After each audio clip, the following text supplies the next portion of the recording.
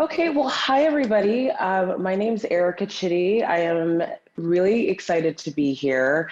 I'm a huge fan of the Slow Factory and of all of the incredible work that they're doing, and also just this idea of open source education. And I want to tell you a little bit about myself before I dive into the class and the information. As I said, my name is Erica Chidi. I'm the co-founder and CEO of Loom. We're a well-being platform that focuses on empowering women through sexual and reproductive health education. I was a doula for over a decade and a sexual and reproductive health educator. And so that's the framework that I kind of work from. And I am going to be bringing that framework to a discussion about fashion. I also want to kind of bring in my kind of fashion and like art background for a second so that it all kind of ties together. And I know there's actually some friends on this class right now who I, worked with for a moment when I was in fashion. But in the early noughts, I interned in fashion, and I interned at Alberta Ferretti and BPCM. And for some of you, those will be PR firms and a fashion house, that you know. And, I got a really kind of quick but intense exposure to that space. And, it really informed a lot of how I approached reproductive health and sexual health, knowing that in the fashion industry when I was there, which was kind of in the early noughts, there wasn't really this focus on well-being, and there wasn't really this focus on the body in the way that I will be kind of unpacking it here. And I really think that there's so much room for evolution and innovation and inclusion of the body. And so I just want to express that, one of the reasons why I kind of was excited to do this class when Celine asked me to get involved was just, I haven't had the chance to kind of bring that moment of my life when I was in that space and really connect it more deeply to the place and the space that I live in now, which is sexual and reproductive health. So just wanting to give a little bit of visibility to kind of like my understanding of the space. Not that I'm an expert in fashion, but I do have exposure and an understanding of the space, both as a consumer and then also as someone who is working in that environment. So I think from here, I can actually just kind of dive into the first slide. So really what I want to be talking about today is really exploring the tension and the potential between the body, the designer, and what we ultimately choose to wear.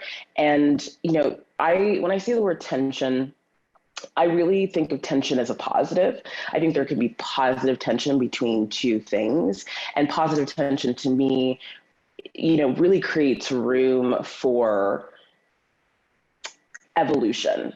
It really creates room for iteration. So I don't see tension as a negative. I see it as a positive.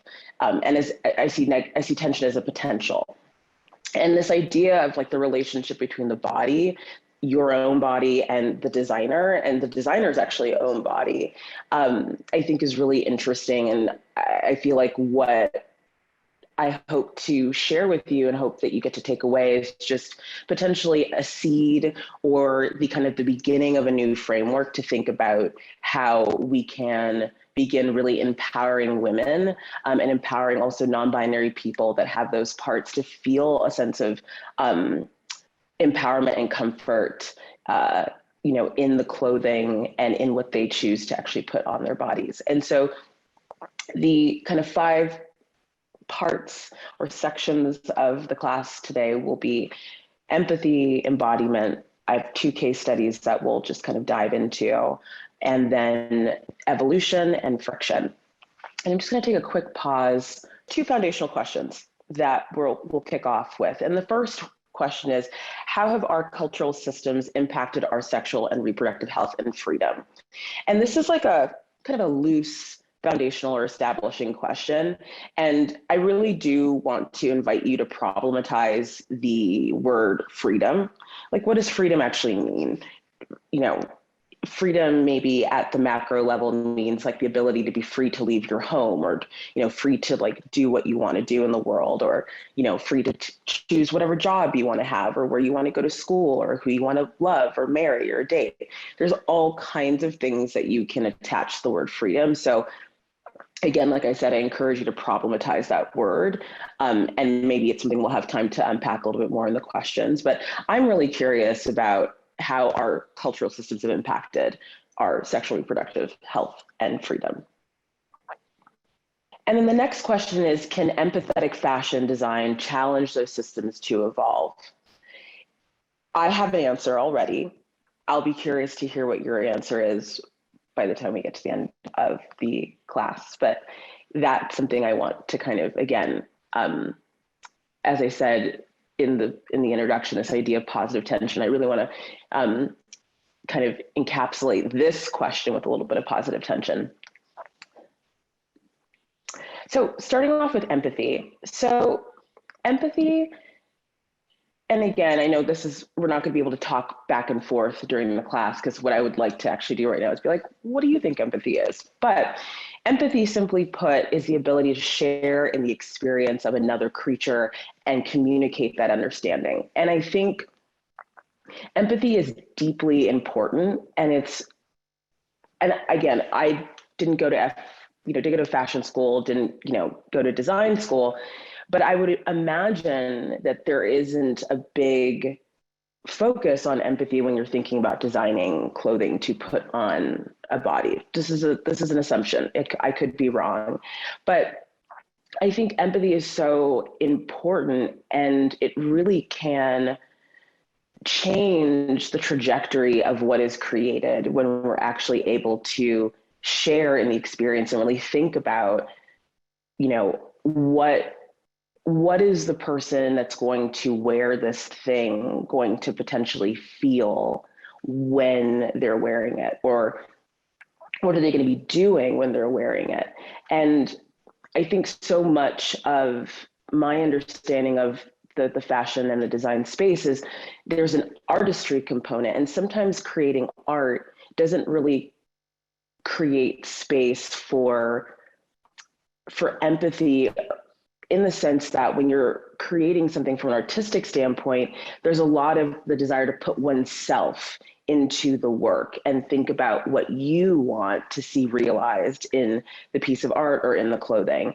And I think there's room to change that emphasis and to move kind of out of the kind of more ego area of design and fashion, and kind of moving into this space of, I want to create something beautiful. I want to create something that is going to be pleasurable for whoever's going to wear this or utilize it.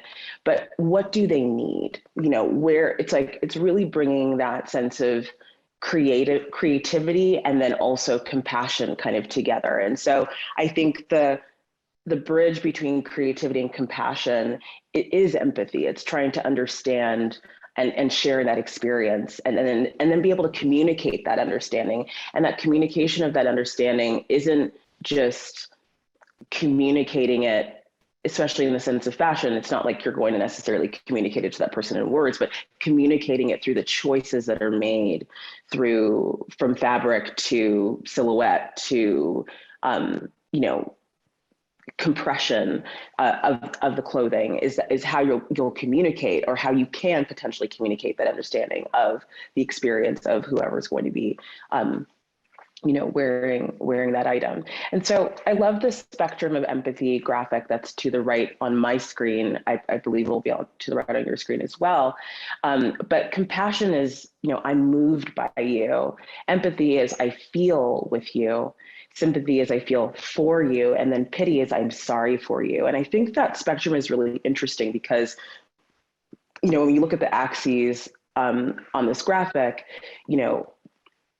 the effort with empathy and compassion versus the effort for something like pity, it is a difference in effort. It takes a lot of effort to really sit and let your mind travel to someone else's experience and to try and situate yourself there and then begin to make decisions from there.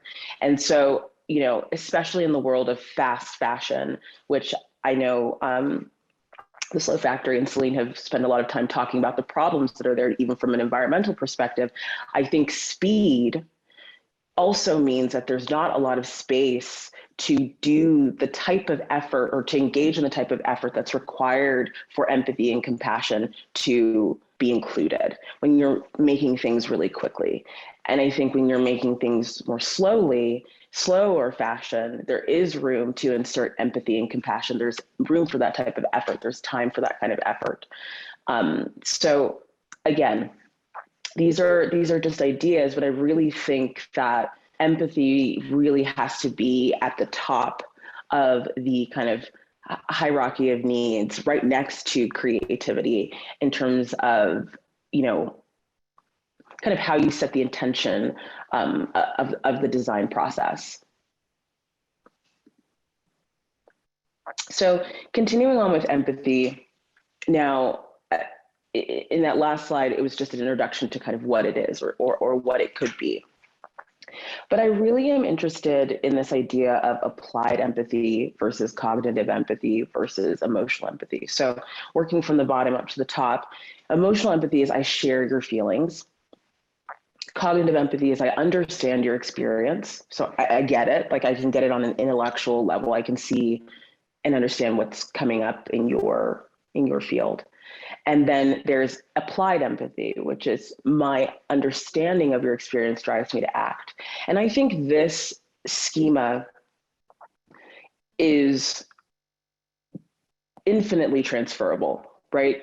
We can definitely use it in this conversation today about fashion, but we can use it way beyond here in so many other areas of our lives, whether it's, you know, around social justice or, you know, anti-racism. It really just applies. And I think a lot of times, and again, this is my imagination, this is my projection, this is not right, nor is it wrong. This whole time that we're spending together today is about problematizing and planting seeds and asking questions. And so, you know, my feeling is that, you know, in the fashion space, in the design space, oftentimes there's a lot of time spent really in the emotional empathy and the cognitive empathy, right? There's this like, I share your feelings, or I understand your experience, but, you know, that tends to be the toggle. But then the movement into the application of that empathy, I think, is really where the rigor begins and where there needs to be, you know, enough space and time, and also like a shared understanding within your team or, you know, within whoever is, you know, helping to execute on whatever is being designed, to actually say, okay, we have an emotional understanding, we have a cognitive understanding. What systems, what structures do we need to put into place to now move into application of that empathy? And so, again, I think there's a lot of room for evolution, a lot of room for, you know, for iteration, even within the ideation process, at the ideation stage of any type of design work and fashion design work, to think about how can we slow down enough to engage empathy? So just going back to the slide before, is it going to let me do this? Let's see. Here we go. There we go. Ooh, she's really getting the keys today. It's working.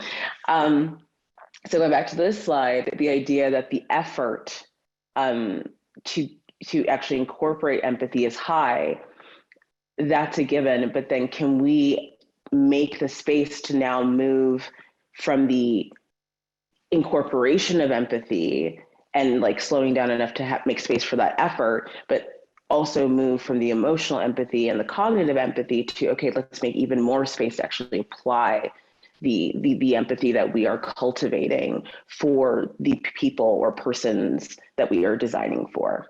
So again, these are newer concepts to try to implement within the ideation process, but I do think that they yield potentially incredible results, because when we actually slow down and we're able to kind of put ourselves in someone else's experience, I think what we're actually able to create is stronger, and also is in deeper connection with the collective. And I feel like that also needs to be kind of a new attunement or a focus for anyone that's making anything right now. So the next section of the class is going to be about embodiment. And embodiment for me is really where I spend a lot of my time as a health educator and as someone who's creating education and content to help people feel more empowered in their bodies and to thrive in their bodies. And really, this is, I would say, the kind of like the epicenter of this class today, in the sense that the female-bodied experience is inextricably linked to sexual and reproductive health. They cannot be separated. Fashion must acknowledge and innovate from this premise to create clothing that truly embodies. And so, you know, these are my words, and I think I've already kind of been leaning into this context in the first two slides about empathy. But like I said, right at the beginning of this class, you know, notice where you are in space, notice where you are in your body, connect with that. What are the sensations that you're feeling?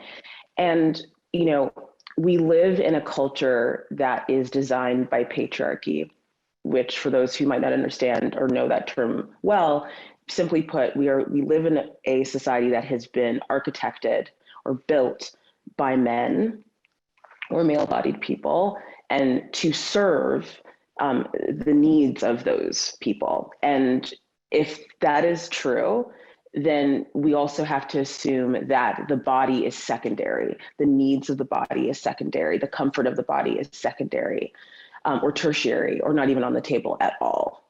And so if we want to move away from that, we have to examine the structures and the frameworks in which design has existed. And we have to begin to disrupt and kind of rebuild, and, you know, a more like fun kind of colloquial saying might be like, you know, take the best and leave the rest. Like, there's some things that have really worked, but then there's some things that have not. And I think one of the things that hasn't worked is this separation of the needs of the body and the needs of design and aesthetics. And in a patriarchal framework, beautiful things have been made, but the focus mostly has been on the aesthetic and the beauty, and not the comfort and what it's actually doing to the female body. And you know, a great example of that, although I'm not using it as a case study in this class, would be something like corsets. You know, corsets create this, like, you know, hourglass, you know, figure in this like tautness, but it is a excruciatingly uncomfortable device that creates constriction in the body, in the midsection, the abdominal area, that's like squeezing together all of the organs, and you know, having this long-term negative impact on the body. What would it have been like? And again, who was that for? That design, that silhouette? It was to, you know, create more visual pleasure for, you know, men in that society at the time. And, you know, we would have to sit and wonder, you know, what would a matriarchal or a, you know, female approach back in the, you know, 1700s, 1800s, if they had the autonomy to decide like what actually would be comfortable, what actually would be beautiful. I don't know, what would that have been? And so these are the kind of like big questions that I want to throw out and invite you to think about when you're thinking about silhouettes and you're thinking about, you know, comfort and what to design. We really have to go in and identify the patriarchy within and understand, like, how is that driving and continuing to drive innovation. And so, what I'm sharing here is this idea that we need to acknowledge how inextricably linked our bodies are to our experience of health, of our experience of sexual and reproductive health. And I really want to encourage fashion and design to acknowledge and innovate from that premise.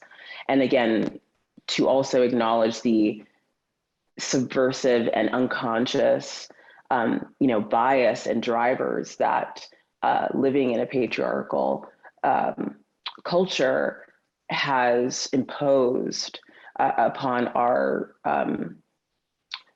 upon the ideation process, upon the inspiration process. And that is a lifelong practice. That is not just going to happen overnight. But the idea is, if you start to acknowledge that, there can be subtle shifts that eventually over time will crystallize into, something that has really huge impact long term. So let's dive into the case studies. And these were kind of fun for me to put together.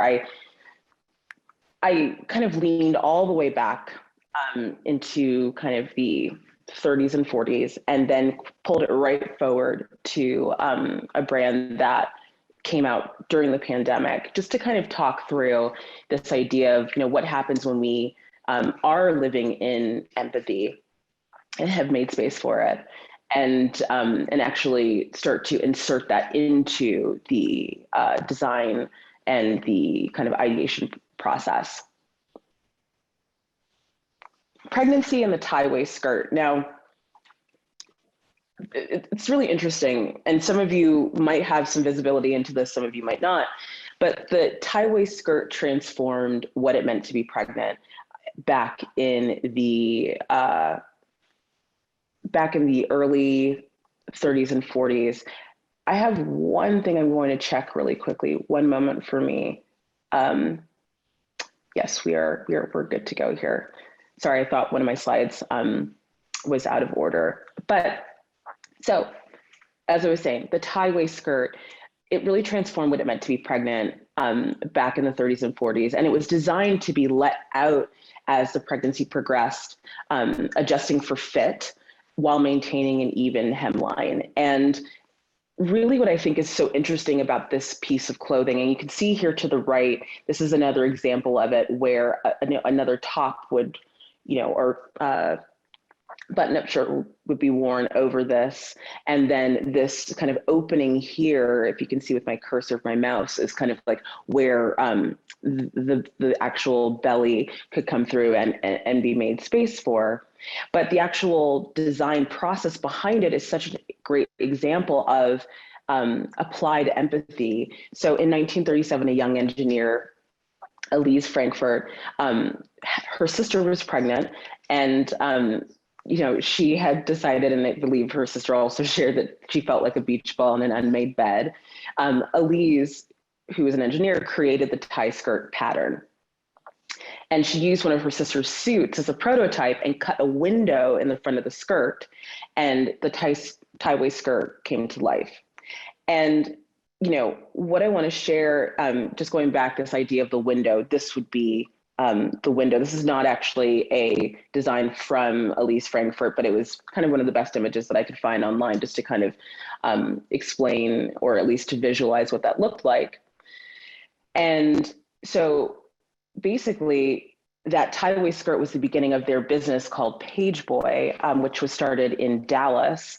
And the idea behind the skirt, which I find so interesting, is that, Elise saw that her sister was pregnant, saw that she was uncomfortable in the clothing that she was in, empathized, went into her experience, and was just like, that doesn't seem like it's working. I'm going to take something you already own, try to make it better, and see if it can be more comfortable for you. And I think, it's that type of kind of engineering and ingenuity coupled with empathy that, can be an accelerant and an innovation, and can bring innovation to the design process and to, the design industry. And outside of Lane Bryant, which was an early, I'm sure some of you are quite familiar with Lane Bryant, as a designer, Pageboy was the first maternity line, at that time. And what was really interesting too is they opened their first boutique next door to an obstetrician's office in Dallas.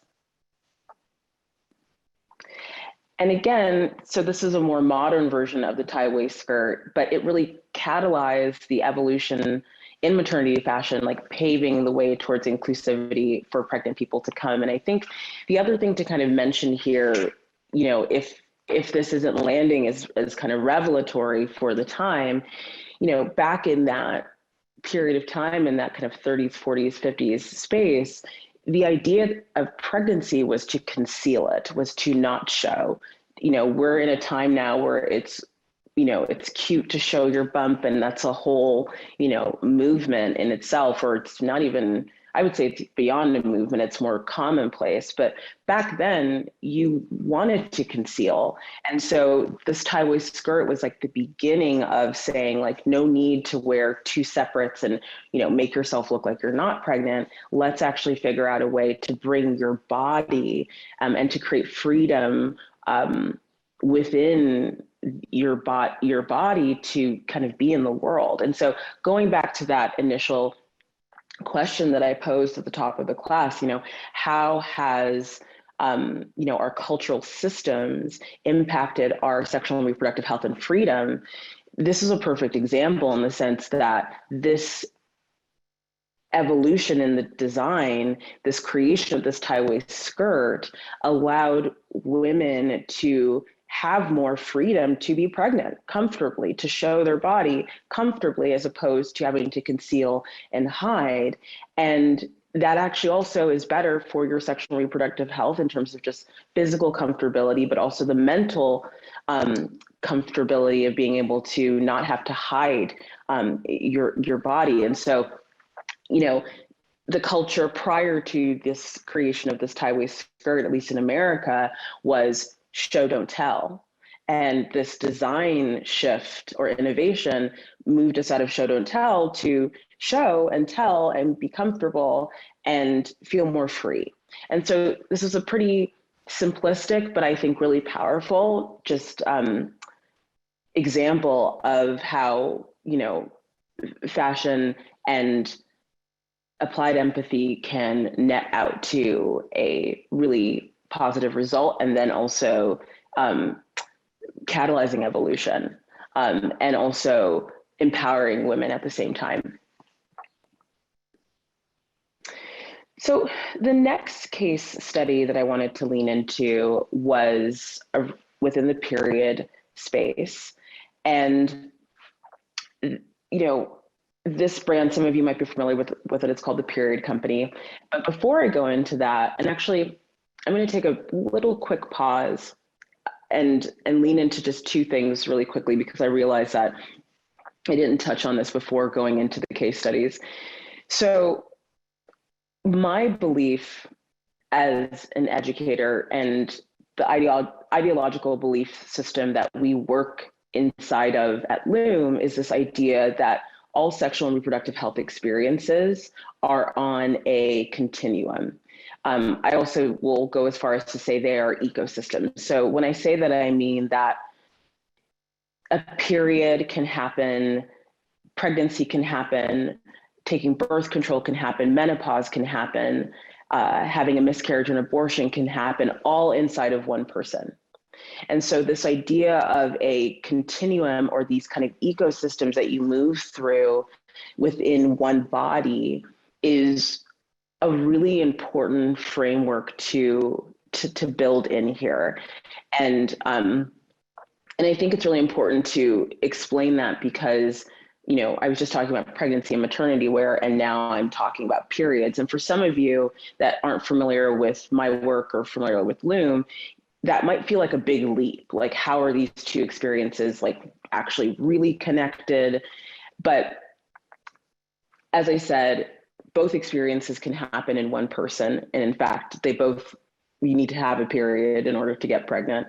And then secondly, this really brings me to, lean into this idea of biological empathy, which I don't have a slide about, which I maybe should have made a slide about, but biological empathy is a term that I came up with a few years ago, where for me, simply put, it means, what would it be like if everybody had enough health education or biological information about what goes on in a woman's body to be able to support her and to essentially apply that empathy, even if they've never had that experience. And so this is actually a great example of biological empathy, in the sense that trying to invite you into some of the challenges of the pregnancy experience, even if you've never been pregnant, and then, you know, giving you that invitation and that visibility, and then you being able to now take that information and hold on to it and allow it to inform other decisions that you make. Same thing with the experience of having a period or menstruating. You know, that type of empathy is so important, because I think in our culture, the idea is like, I've never been pregnant, or I'm not planning on it. So like, why do I need to know what's uncomfortable about it? Or why do I need to know what the challenges are? It doesn't actually affect me.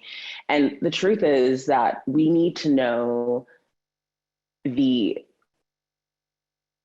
need to understand the lived experiences of others, even if we will never have the experience, in order to build a world and a culture of reciprocity and care and support, mutual aid even. So I think the invitation here, kind of, you know, in the delta between these two case studies, is that all information is relevant, because it can help us create from a place of mutuality. And I think so much of design in fashion and beyond sometimes doesn't start from that place of mutuality. It starts from a place of exclusion. And the exclusion is actually subconscious. It's not even coming from a negative or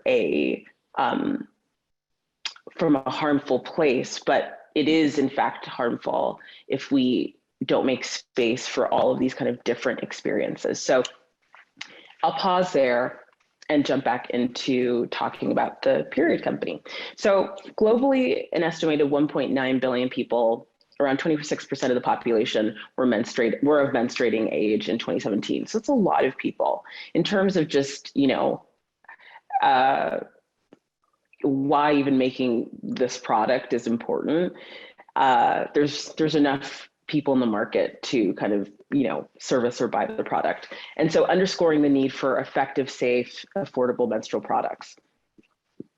So the Period Company was founded by Carla Welch, who's an amazing stylist, and Sasha Markov, who's an amazing creative director and thinker and an innovator. And the two of them came together to make reusable, wearable period underwear. And one of the things that I really loved about their launch, and some of you might have seen this when it came out, you know, Carla posted herself hand washing her own underwear and, you know, having the blood run into the sink over her fingers, and really talking about what it meant for her to move through that process of hand washing and to make contact with her own fluid and make contact with her own blood.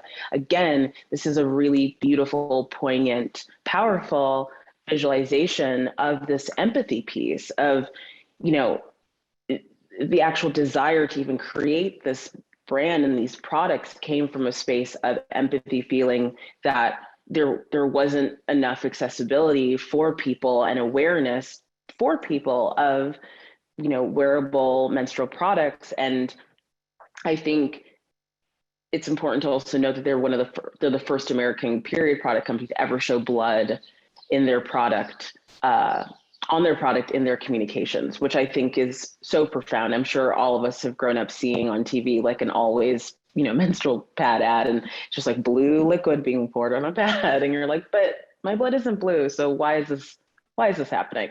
And so again, to me, when I saw it, when I saw this video, it like really hit me at my core, because I was like, yes, like I do this. Like I wash my own underwear with my hands. I see my blood.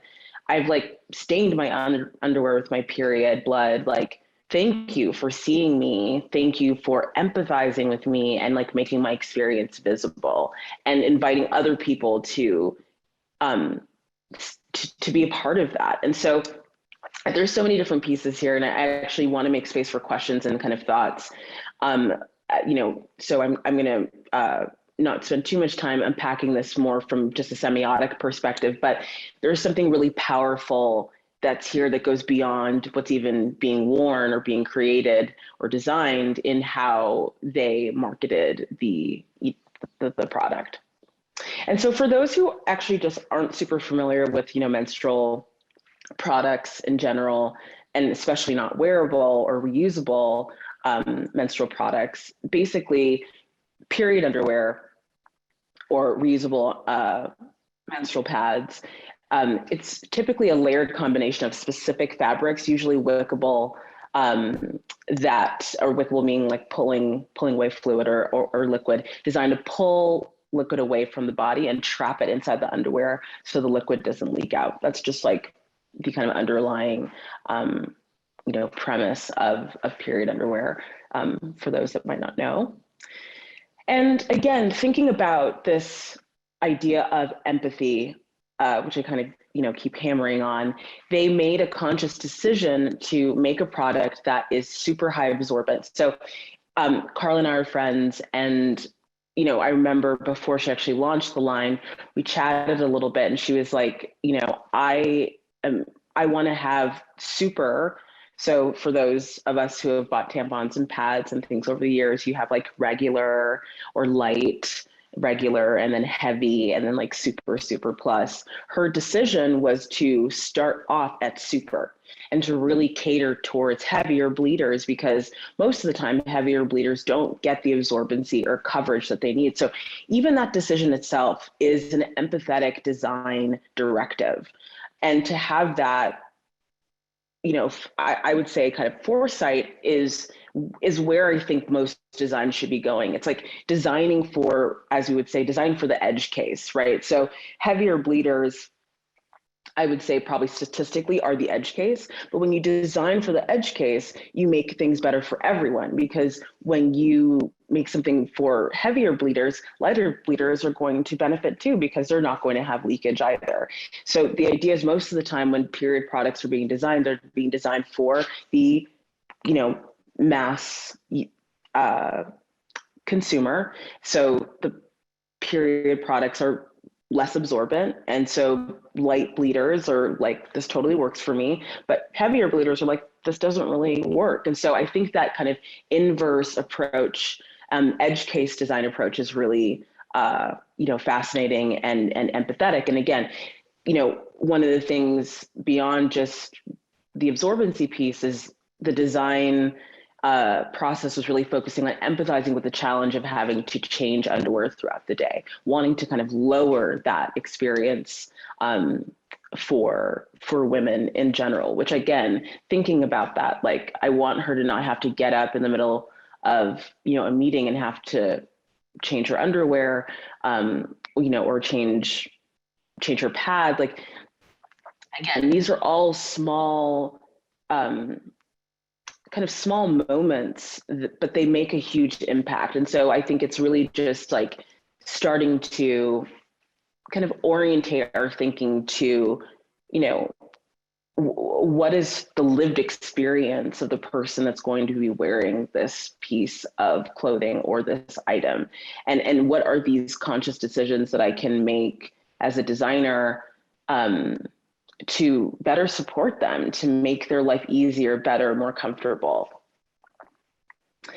And then the thing that I think is really revelatory for me around their kind of like design and like brand framework is this idea that the period company is working to pay the taxes for everyone buying their product in states where period tax, where menstrual products or feminine hygiene products are taxed as a luxury item, which I think is a huge massive piece, because this is where fashion now, especially as more brands kind of move into this kind of feminine hygiene, space, is really thinking about, well, this is where like social justice and politics and fashion kind of intersect beyond and I would also say climate justice too, but let's just like kind of keep the framework a little bit tighter.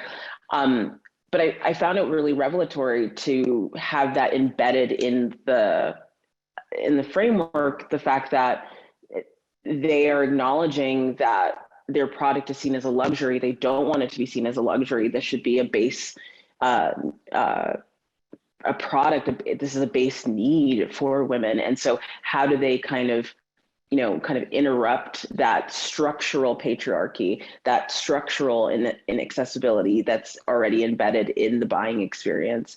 And that's to kind of step forward and pay those taxes. And for those of you that don't know, this tax is called the pink tax.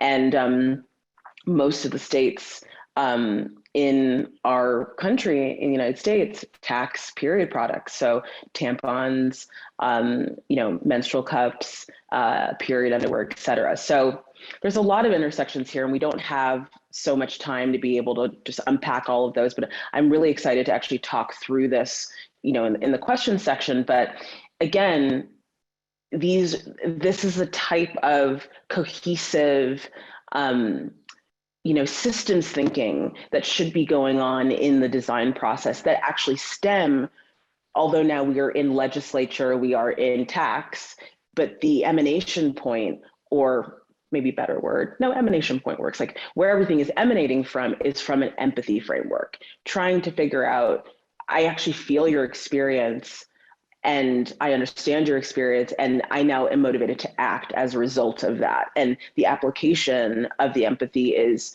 the, more absorbent is our standard, comfortability, is our standard. And we are also going to push back on the prohibitive taxation on our products.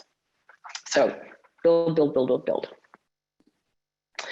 And then I think the next thing to just kind of lean into here as well around the period company is this idea that they now go up to 6+ size. So they're really making it for all bodies in terms of people feeling that they actually can be comfortable in the items. The price point is $12, which again is a accessible and manageable price point. And then their products, the actual clothing products, are toxin free and don't have what we also call forever chemicals, or PFAS chemicals inside of it, which is really important too. And I'm going to get into that, in a moment. But hopefully these two case studies kind of, create some tangibility around the kind of central idea of empathy that I brought forward at the beginning of this class, to see how, 40, 50 years ago, it can be a sister wanting to help her sister to feel more comfortable in her clothing and creating a new pattern. And that's the revolution. Or, in 2020, a period company comes to market that is pushing back on tax, pushing back on fat phobia and sizing, pushing back on light bleeding, and pushing into making space for people that are having, a more heavy bleeding experience. There's so many ways, I think, to execute on this idea of making space for empathy in the design process and having that positively impact sexual reproductive health for women and for non-binary people. So let's talk about the evolution and what's possible and what's needed actually to kind of create more brands and experience. Well, I would say brands and the experiences that these brands bring, like Pageboy back in the day and the period company.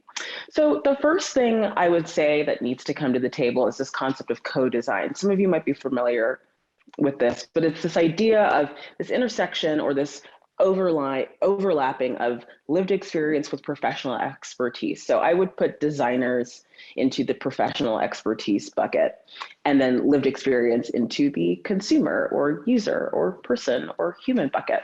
And this idea that designers and wearers should be active participants in the design process, not just objects of empathetic feeling. So, off the back of this class, it's not about just like going into your think tank with your like team and being like, okay, I want to be more empathetic about how we are designing. And then you talk to the 4 people or 100 people on your team and you all get aligned around that and you start to design from that place.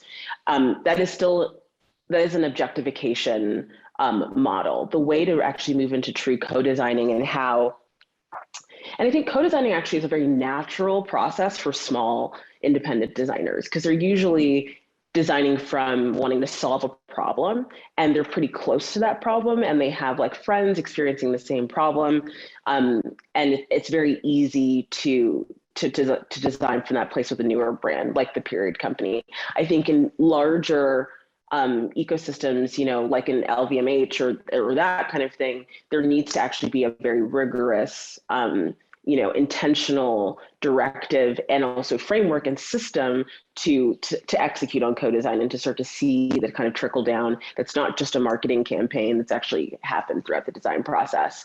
And so let's unpack that a little bit more. So some of the central tenets and the conditions and behaviors of co-design, firstly, you're going to focus on human values. So like what are human values? That's something that, you would need to kind of unpack and explore within your, your design team. And then create clarity from complexity. So when you're trying to assess what human values are, that is a complex process because when you're trying to look into values, there's a lot of ambiguity there. So once you've established kind of what those human values are, and for example, one of those would just be connection, like is a human value, like, you have to kind of carve back from that complexity and then ambiguity, and then, you get to a place of shared clarity, around those values. And then the next thing is like making it safe to fail. I think that is a whole book, 5 other talks from here, but there can be so much fear around doing it wrong that we don't even make the attempt to do it at all. And so I think within the co-design process, there really needs to be a sense of psychological safety, enough of that in order to make space for failure, because failure really creates space for iteration and innovation, right? And so that's really important. And then the license to explore. And the license to explore actually also equates to time, which, tracking back to the beginning of this class, as I mentioned, the effort that is required for the actual utilization and tapping into empathy and compassion, we need to have time. There needs to be time to do that. And there also needs to be a license to explore, which also requires time. So there needs to be that, that buy-in on all sides, that we're going to take time in order to explore and also to tap into empathy and to be able to make space for the human values we're trying to execute on. And then radical collaboration. And radical collaboration really means, like I said, it's not just going back to your team and being like, okay, we're going to now, become more empathetic together internally. It's bringing in, the people that are going to be wearing the product and actually like asking them the questions and being really rigorous and compassionate and trying to find out like, what do they need? I remember, when I was working in fashion many years ago, the fit process, when you would have a fit model come in, the fit process was very much, okay, that looks really nice. That looks great. Maybe occasionally I would hear a question of like, how does it feel what could you imagine yourself doing in this piece of clothing?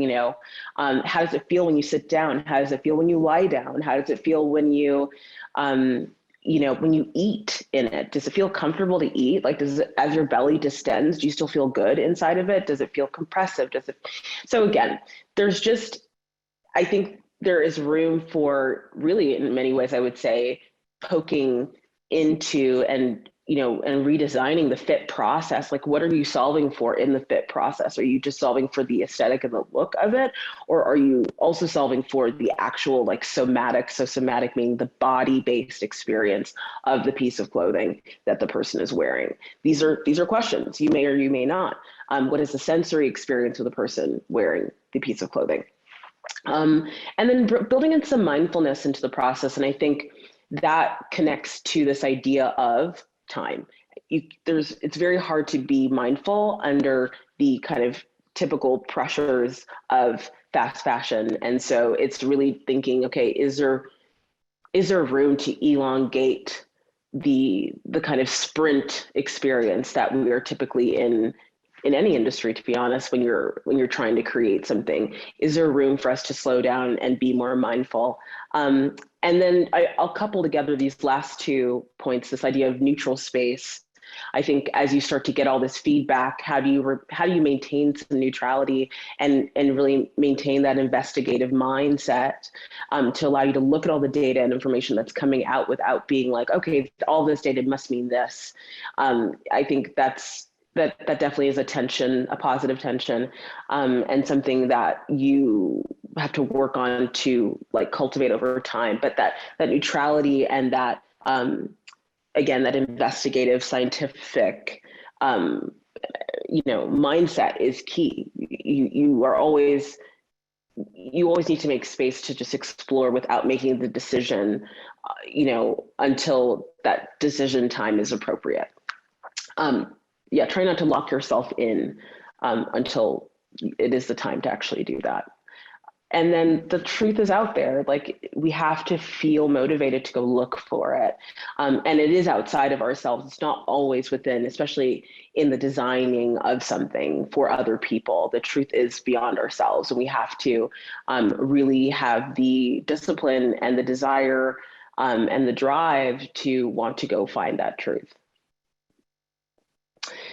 And then another evolution, again, I won't spend too much time talking about this, is the fact that fast fashion in general uses so many chemical additives to improve the functionality of their products. And again, what I want to really posit here is this idea of functionality. What is the functionality that they're trying to solve for? I think that is also a great opportunity right there for co-design, because I think the motivations of functionality for designers and for big fashion conglomerates might not be the functionality that their actual wearers are looking for. And so, like, what is the delta there is maybe another kind of great question to pose. And when I say delta, what is the space between the fashion conglomerates or fast fashion companies' idea of functionality and the delta, the space between that and what actually a wearer considers to be functional for them?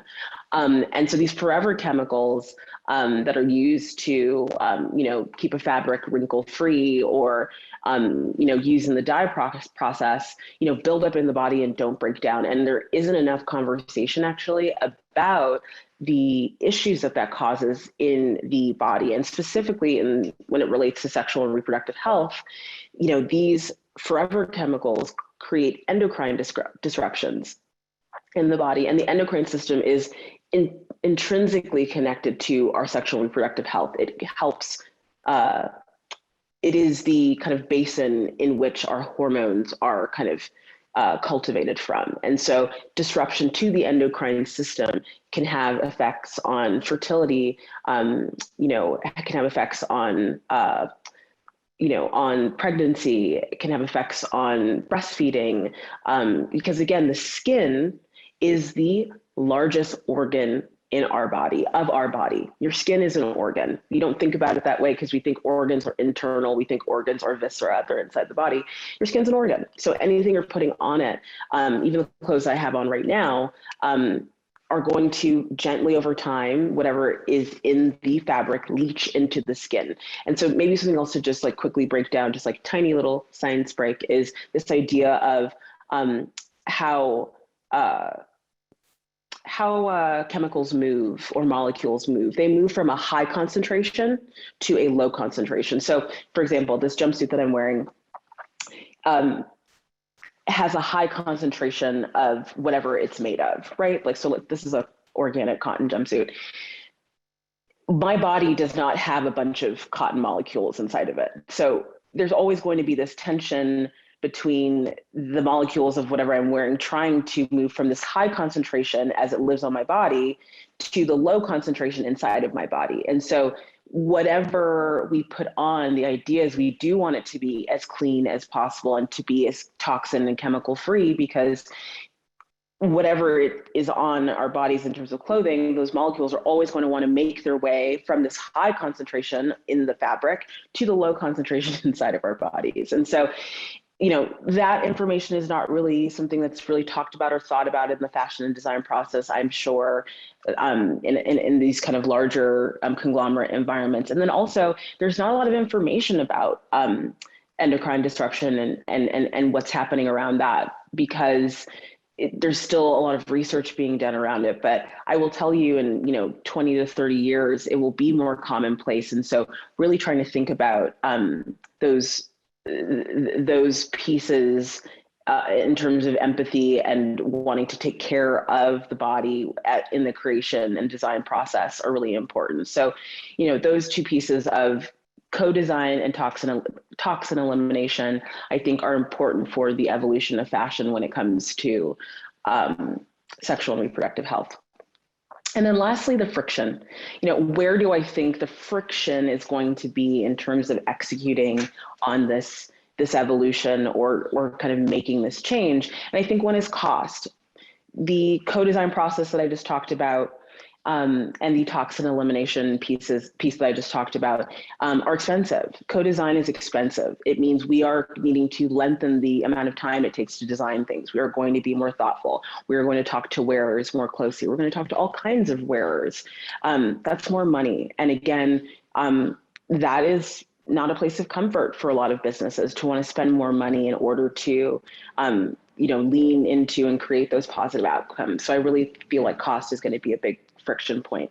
Culture is also going to be a big friction point. However, I think that we are in a moment because of the pandemic where a lot of, cultural mores that we have kind of lived inside of for a long time are beginning to dissolve. And we are talking about wanting to be healthy in our bodies. And we are talking about, the desire to, demand that what we wear is good for the environment, that is for all sizes, that, feels, sorry, there's like a really crazy truck rolling by. But anyway, just to wrap up, the idea is that our culture is shifting and we are wanting different things out of, out of designers and out of fashion. And so, I do think that if the culture doesn't continue to evolve, then it will be a point of friction. But as it does evolve, I think there is this real potential for positive outcomes and positive change. And then another piece of friction is just silence, like not talking about this. I think that's also a place where, friction can live, because if we don't talk about the fact that fashion and sexual and reproductive health are intrinsically connected, that our bodies do matter, that designing from a place of wanting to empower, wanting to create comfort, wanting to create safety, wanting to disrupt these patriarchal systems and frameworks that have really ruled the decision-making frameworks of this space, that's also where and when we don't move forward. So, I've put forward a lot of different thoughts and, and ideas, some of which you might have heard before, some of which are really coming out of a different field. But my hope really is that it lights a gentle fire and it creates some positive tension, and it allows folks to start having some conversations that feel really meaningful and that can help drive change and can really help try to bring sexual and reproductive health out of the margins of the design process within fashion, and the marketing process within fashion, and really bring it more towards the center. So thank you. And now I'm going to open it up for questions. So Hafsa has a question about what led you to ultimately think about empathy in fashion and the role of sexual and reproductive health in design. You briefly mentioned that you were a doula, but I think it would be interesting to talk about your journey in connecting all of these different elements and what led you to applied empathy within fashion. Yeah, I'm a deeply curious person, and I think ever since I've been little, I've always been really interested in the intersection. Like, I'm very interested in where things meet as opposed to what makes them different. I'm very interested in what creates a sense of sameness. And so I think as a doula and health educator, over the years, I've worked with all kinds of clients, chefs, creative directors, actors, performers, scientists, doctors, homemakers. And what was interesting for me is that all of those people all have the same needs. It didn't matter like what they did for a living, they all had the same questions, the same motivations, and kind of the same values, which is something I brought up in the co-design section of the class. And so I noticed pretty immediately that sexual and reproductive health experiences are the great equalizer. And that made me have a sense of collective empathy for all of these people from different walks of life needing the same things. And that brings me to also mention, I started off my doula career working as a volunteer doula in the San Francisco jail. And again, even within the jail system, a pregnant person wanted pretty much the exact same things and had the same questions as my client that was living in an affluent neighborhood in San Francisco who worked in tech. And so I think when you kind of zoom out 50,000 feet and don't think about, okay, this is a wealthy person that can afford a $3,000 dress or coat, and this is a person who maybe can only afford something from Goodwill or Target, could never buy that $3,000 coat.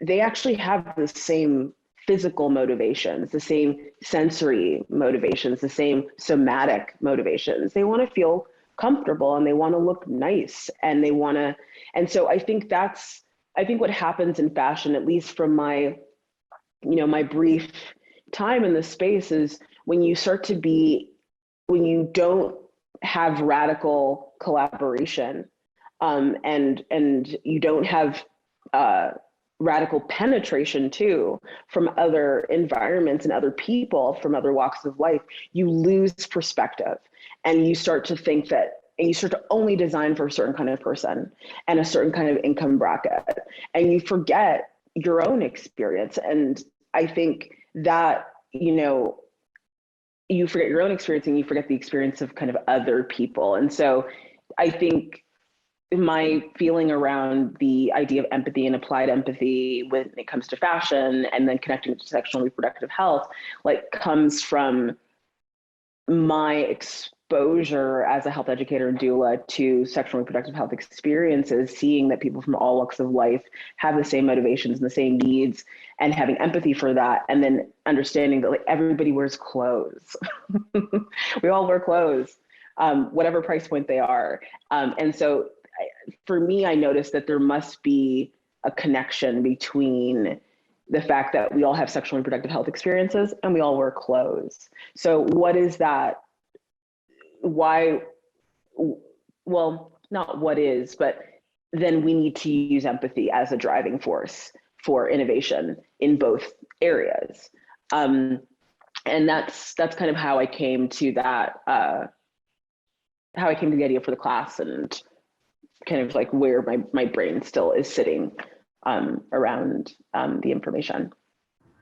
Yeah, thank you. Thank you so much for walking us through that. Ruchi has a really interesting question, which is about how or what is fashion's impact on our, wait, my question is around how fashion's impact on our body image impacts our sexual and reproductive health. Say that one more time for me. Yeah. How does fashion's impact on our body image impact our sexual and reproductive health? Yeah, I think that is a multi-pronged answer, but I think two things. We live in a deeply fat phobic culture, where there is not truly a celebration of all bodies and all body sizes. And I think we are starting to move away from that. But very much for hundreds of years, the idea has been a thin, white body is the body to aspire towards, which is so fascinating for so many reasons, because the average size of clothing for women in the United States is a size 12, which is not a thin body. It is a juicy, full body. And so I think fashion brands need to be really conscious of the imagery and what they're putting forward, because they're putting forward a fantasy. They're putting forward an ideology that actually doesn't really exist. It exists for a very small subset of people. And so even with definitely with fashion brands, when you only see thin bodies, when the reality actually is most people that are seeing your ads are a size 12, you are not including them. And these people have money and dollars to spend, and they're not being included in the conversation. And when all you see are those types of bodies, you start to think that there's something wrong with your body. And I think what Elaine just said, they're selling discontent, and they're selling the incorrect thing, and they're coming to it from a perspective of, again, this patriarchal white supremacist idea of thinness meaning health. Actually, people that are larger in size actually live longer than people that are thinner. I mean, this is a whole nother class, whole nother conversation, but I think simply put, when industries of all kinds, but specifically fashion, display a certain and a singular type of body image, Sissy's a great book by Marta just pulled up, it is harmful because it makes you feel like you are not worthy and that you are not good enough, and you have to work extra hard to tell yourself that, when the messaging that you're getting is that to be sexual, to be fashionable, you need to be thin, or you need to be white, or you need to have long hair, is a problem. And I think that brands need to not just pay lip service to that. They need to actually consistently execute on marketing materials and design processes that make room for those types, not even those types of people, for the majority of people. That's actually the problem. And as someone who, I'm a petite person, I'm 5'2" on a good day, and I, am 120 pounds. That's just my body. It's not I can't do anything about that, but I am an advocate for, bodies that are not like mine, because I know that those bodies are the norm, actually. And also I'm an advocate for those bodies because at a certain point, especially as a doula, during pregnancy, your body will go to a different place and it becomes a fuller body. and it becomes a juicier body. And then what? You know, you've been working your whole life because of the frameworks and structures that have told you that fat is bad and fat is ugly. And then as you get juicier and bigger and fatter during a pregnancy, you are like hating it because you've been told that it's not good. No one's been messaging that to you positively. So we have so much work to do to really celebrate all kinds of bodies. And it really is honestly fashion's responsibility to get on that and to move into size diversity and body diversity, and to like, you know, make room for that. And at the same time, it's not saying no more thin bodies. It's just saying equity. Like, let's have all of it. Let's have both, as what we are constantly having exposure to.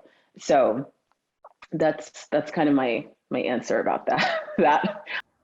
Thank you so much. And thank you for having me, Slow Factory and Celine. And yeah, it's nice to step out of my like day to day for a minute and do something that was fun to think about and thank you so much. Kind of explore. Yeah. So I appreciate it. And hopefully it just, it plants some seeds and, you know, moves the conversation forward, moves it somewhere. And I think the last thing I'll say is I really encourage people to play around with the idea of 20% time, which means it's actually it's one of, I would say, one of the more positive kind of tech concepts of, you know, you should spend about 20% of your time doing something that is not your work, not your everyday work, to inspire your work. And so this is not my everyday work, and it was really inspiring. So thank you.